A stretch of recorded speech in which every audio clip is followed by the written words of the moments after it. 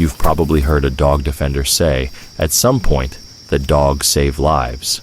This is often thrown out reflexively when a particular dog defender is forced to confront some unpleasant truth about the nature of dogs. But dogs definitely take lives, and information on this is so widely available that it is indisputable. At best, one can try to say that a few dogs may occasionally do things that happen to benefit a person.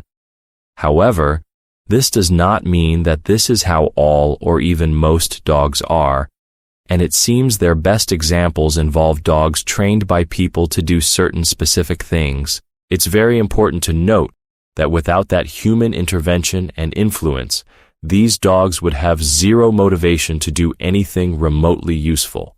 Or in other words, the people involved with working dogs deserve all the credit, and the dogs are merely a tool. Take for instance this source which says, "Some dogs are trained to save human lives, such as police dogs, search and rescue dogs, and water rescue dogs. These dogs are taught to attack dangerous people." Key words are some and taught, as in not all dogs, and they must be trained. Additionally, dogs can't tell if a person is dangerous or not, and many have been documented attacking helpless infants, small and young children, elderly individuals, and various people simply doing their jobs, like letter carriers or meter readers, for instance. None of these people are dangerous, not to dogs or to other people, yet dogs will attack them because it is what they are wired to do.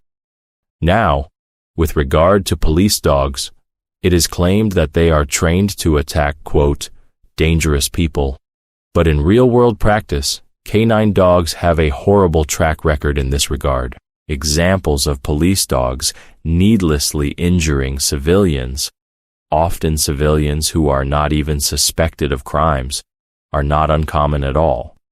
There have been many documented cases of police dogs attacking officers themselves, including their own handlers, as well as subdued and motionless suspects and innocent bystanders.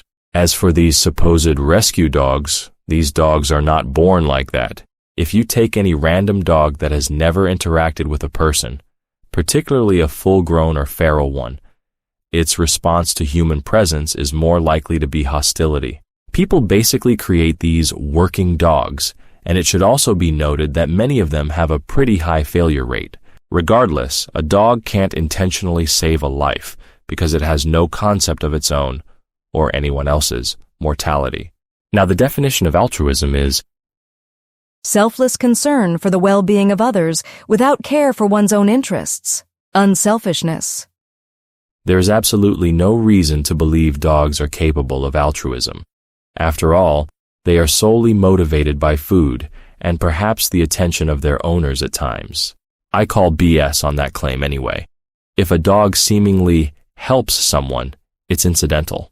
Or in other words, it's not that the dog is trying to help the way a person would.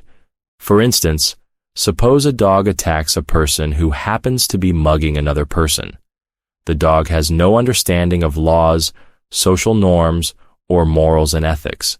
So the dog is not doing it for those reasons, and that same dog, or another dog, could just as well attack the victim. In point of fact, there have been cases like this before.